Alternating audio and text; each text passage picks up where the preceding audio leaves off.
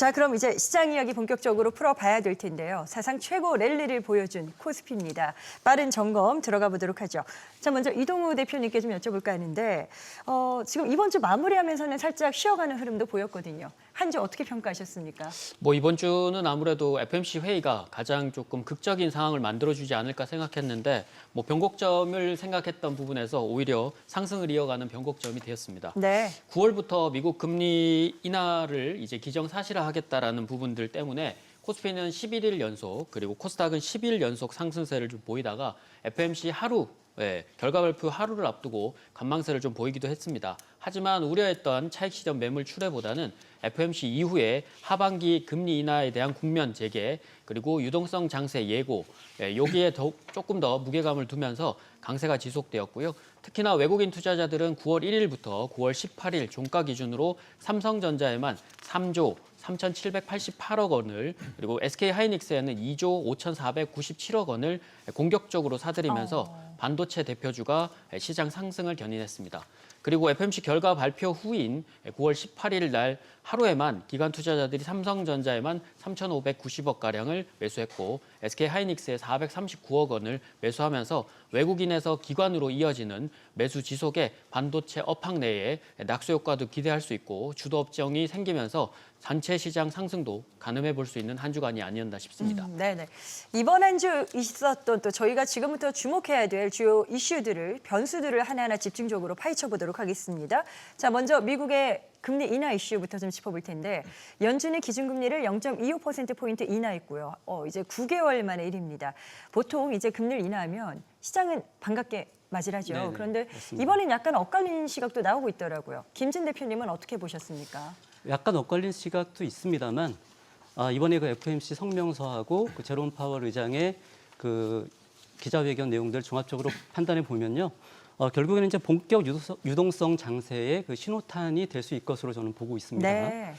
관세가 물가에 미치는 영향은 단기적이라는 입장을 유지하면서요. 고용시장에 대한 하방 위험을 그 인플레보다 더 크게 보고 있기 때문에 연내 그 추가 금리 인하죠.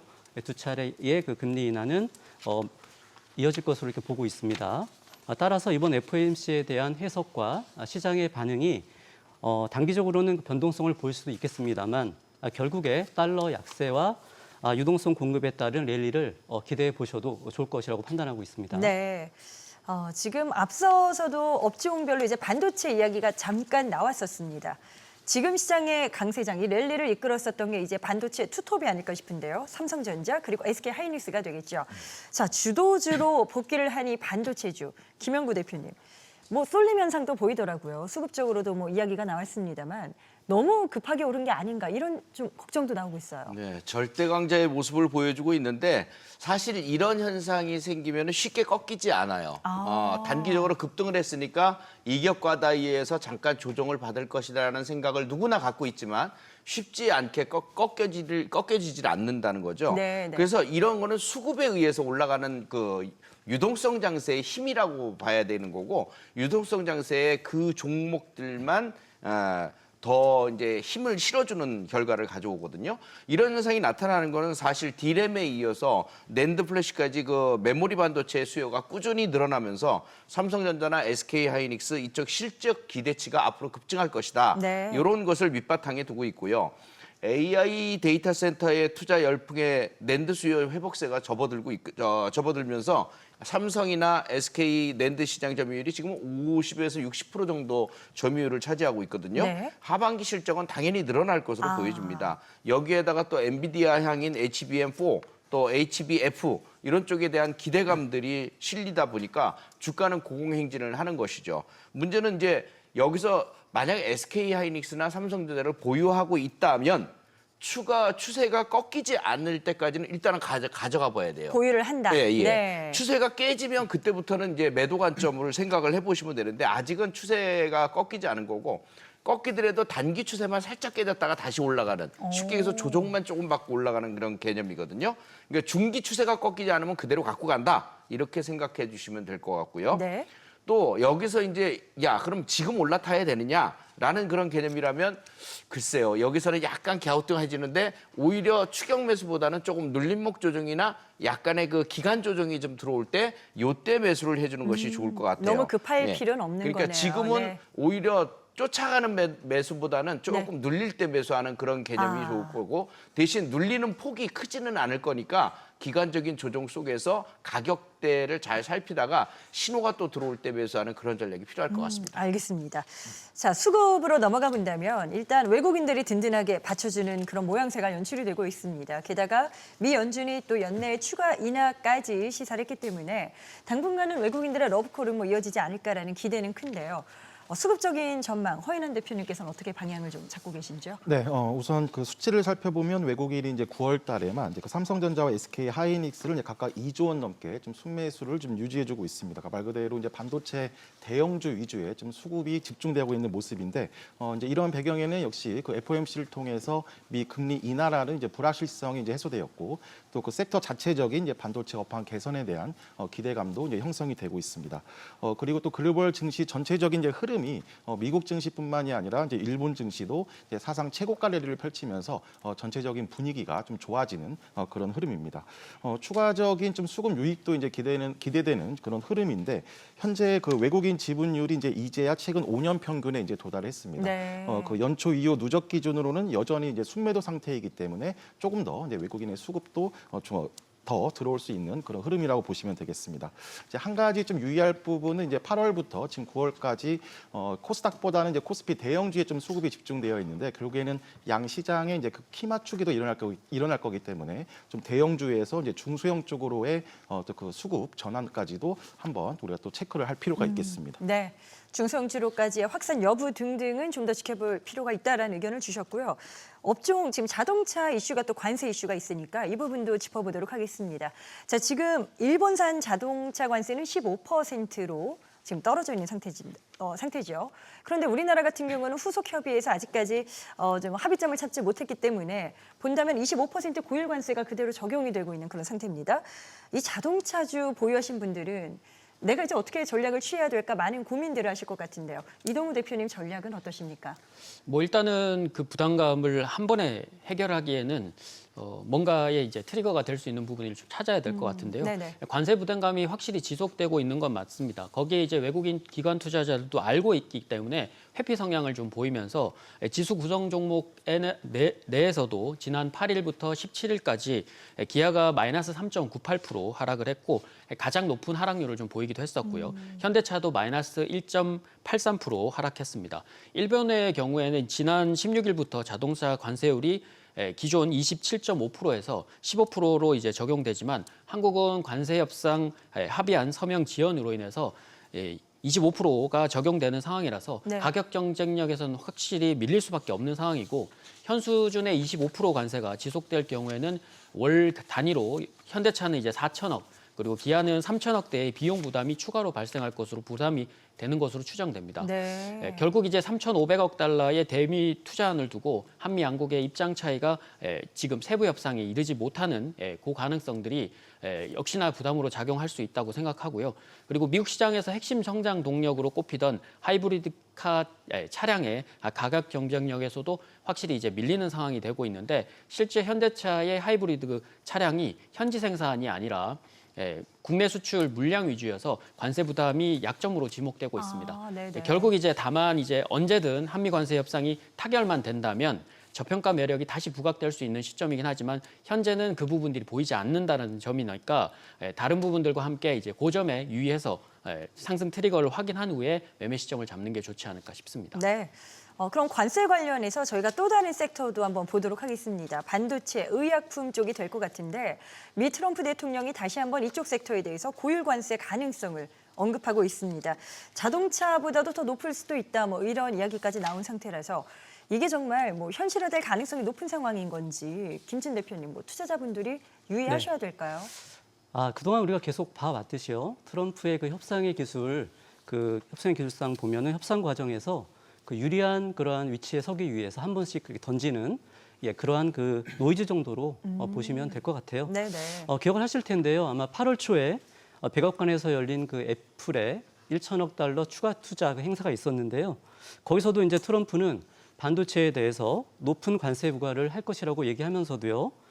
애플처럼 미국 내 생산 기지를 가지고 있거나 또는 확실하게 직접 투자 그리고 생산을 약속한 기업에게는 부과하지 않을 것이라고 또 얘기를 한 바가 있죠. 네. 그러므로 그 반도체 이 100%의 관세 부과의 그 현실화 가능성은 크지 않다고 그렇게 보고 있습니다.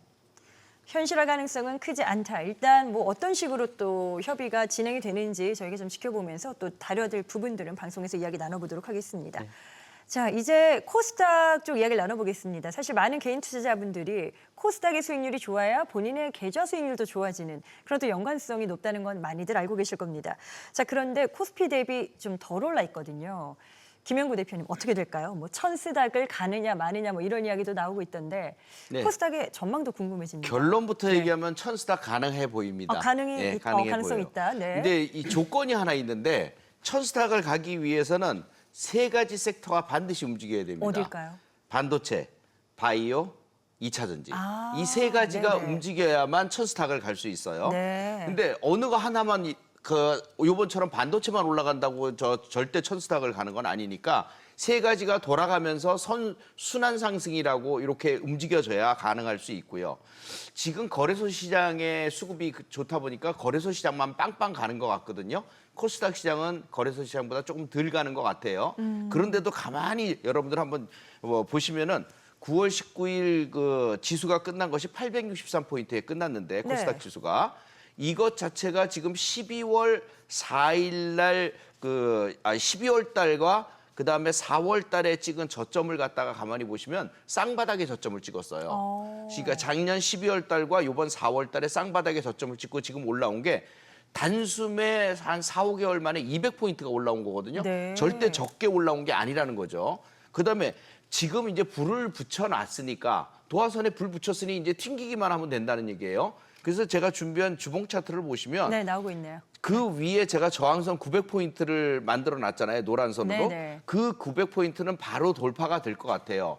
문제는 900포인트 돌파하고 난 다음에 2023년도에 찍어놨던 종가상 고점인 930포인트가 하나 있는데요. 그게 1차 관문이에요. 그다음에 2차 관문이 1000포인트인데 이 1000포인트 분명히 돌파 가능할 것 같아요. 네. 그래서 여러분들이 노심초사 막 언제 돌파하나 그렇게 막 노심초사 할 필요 없고요. 충분히 추세적으로는 상승 추세를 탔기 때문에 도화선에 불 붙였고 이제 터지기만 하면 되거든요. 분명히 올라갈 것으로 예상이 되니까 좀 여유롭게 보셔도 좋을 것 같습니다. 네, 코스닥에 대한 기대를 또 들어봤고요. 그럼 코스피는 어떨까요? 워낙 또 단기간에 급등한 부분들이 있어서 지금 단기적으로 어디까지를 저항으로 봐야 될까? 도달 가능한 목표가 어디일까? 이런 부분들을 좀 잡아봐야 될 것 같습니다. 허인남 대표님, 뭐 추가 상승은 가능하다 보시는 쪽인가요? 네, 우선 그 한 8월부터 그 코스피도 마찬가지고 이제 코스닥도 이제 3파동 시세가 즉 횡보를 돌파했기 때문에 전체적인 이제 우상향은 이제 지속될 거라고 이제 볼 수가 있겠습니다. 그리고 또 최근 대체적으로 또 코스피 전망 밴드를 이제 우상향으로 좀 낙관론이 우세한데 앞서도 말씀드렸다시피 이제 이런 배경에는 이제 외국인 매수세 전환, 또 두 번째로는 이제 정부 정책 모멘텀, 또 이번 주에 확인했던 또 미 금리 인하의 네. 영향이라고 보시면 되겠습니다. 특히 이제 그 중에서도 이제 불확실성이 컸던 이제 정부 정책이 이제 방향성을 잡았다는 건데 이에 8월 그 순매도로 전환했던 이제 외국인이 다시 한번 순매수로 전환하는 그런 모습을 보이고 있습니다. 추가적인 이제 모멘텀도 이제 하나씩 확보하고 있습니다. 첫 번째로는 이제 로봇과 자율주행 등 그 신산업에 대한 이제 정부의 규제 완화 기대, 또 두 번째로는 반도체 업황 개선 등 이런 추가 모멘텀을 통해서 한 번 더 돌파가 나올 수 있는 그런 타점이라고 보시면 되겠습니다. 네. 하지만 좀 매일 그 양봉만을 주고 갈 수는 없고 이제 파동을 주고 가겠지만 단기 눌림목을 통해서 오히려 지지력을 확인한다면 코스피 기준 3,700에서 3,800선도 충분히 가능한 타점이라고 보시면 되겠습니다. 일단 단기적으로 그 정도 수준까지의 도달 가능성은 충분하다. 네. 이렇게 보셨습니다. 자, 이제 다음 주 이슈들이 또 몇 가지 있어서 정리를 해보도록 하겠습니다. 주요 이벤트 가운데서도 특히 이제 메모리 반도체 풍향계라고 볼 수 있겠죠. 마이크론의 실적 발표가 있는데 이동우 대표님, 이 실적 결과가 어떤 영향을 미칠까요? 뭐 반도체 전반적인 분위기가 좋은데 더 훈풍을 불어넣어 줄까요? 뭐 훈풍이 이어지는 데는 크게 문제가 되지는 않을 것 같은데요. 네. 기존에 이제 HBM이 이제 호황이었다면 여기에 이제 최근에 저장 장치 매출 확대까지 나온다면 추가 상승이 반도체 업계 전반적으로 지금 확산되는 경향을 이어갈 수 있을 것으로 예상이 됩니다. 지난 2주 동안 이제 월가 투자은행의 6곳이 마이크론 테크놀로지의 목표 주가를 대폭 상향 조정했고요. 특히나 이번 랠리는 HBM 성장과 함께 기존의 D램과 낸드 시장에서의 긍정적인 변화로 제2차 상승의 랠리격이 나온 것으로 좀 풀이가 됩니다. 마이크론은 특히나 미국 내에서 칩을 생산하는 몇 안 되는 미국 반도체 회사라는 장점도 좀 보유하고 있어서 조정 매출 총이익률이 50%를 넘어설 수 있다라는 명확한 경로도 예상하고 있어서 추가 상승도 용이할 것으로 좀 보이고요. 네. 도이치뱅크는 이제 4분기 매출을 115억 달러로 컨센서스와 회사 가이던스를 모두 상향할 것으로 보았고, 시티뱅크는 이제 올해 이제 3분기와 4분기 우상향하는 실적에 대한 내년 1분기 가이던스도 D램과 낸드 가격 판매 가격이 상승함에 따라서 예상치를 크게 상회할 것으로 좀 보고 있어서 하반기와 내년까지 드라마틱한 성장 초입 구간에 있다고 보여지는데 네. 아마 유의로 인해서 대부분 낙수 효과를 기대할 수 있을 것으로 예상이 됩니다. 알겠습니다. 자, 그러면 다음 주 뭐 추가적 랠리를 기대해 볼 여지가 있을지 김진 대표님은 관심 업종까지 어디로 보고 계시는지 좀 말씀 주시면 좋을 것 같아요. 제가 이제 지난 방송에서 코스피가 이제 신고가를 돌파하기 위해서는 세 개의 그 대형 섹터, 요즘에 말을 잘 많이 만드는데 반바지라고 또 얘기가 나왔습니다. 반도체, 바이오, 2차 전지인데요. 이 중에 그 한두 섹터가 주도를 해야 되는데 이전 그 최고치 3,316포인트 돌파의 주역은 반도체가 될 것이라고 했었는데요. 이후 그 2주간에 이 반도체가 치고 나가면서 지금 신고가 랠리를 주도를 했습니다. 다음 주에는요, 반도체는 조금 쉬어가는 자리가 나올 것 같고요. 네. 그리고 2차 전지나 이 바이오 쪽에서 바통을 이어받을 것으로 이렇게 예상을 하고 있습니다. 조방원 쪽도 궁금하실 텐데요. 그렇죠. 이쪽은 네. 조금 이제 시간이 걸릴 것 같고요. 다만 아주 끝난 것은 아니라는 점. 그렇기 때문에 어디까지 조정이 나올지와 또 이후에 매수 타점을 잘 찾아내는 이런 노력이 좀 필요한 상황입니다. 힌트를 드리자면 특히 저는 이제 조선 쪽을 눈여겨보고 있다는 점 네. 말씀드리겠습니다. 네. 자, 네 분의 투자 전략들 의견을 좀 활용하셔서 참고해 보시면 좋을 것 같습니다. 모든 투자의 최종 판단은 그 책임이 투자자 본인에게 있습니다. 항상 자신의 원칙에 맞추어서 현명한 투자하시길 바라겠고요. 주식과 관련된 더 유용한 정보는 카카오 채널에서도 확인이 가능합니다. 채널명 필살기를 검색해서 친구 추가하시면 더 많은 정보 만나보실 수 있겠습니다.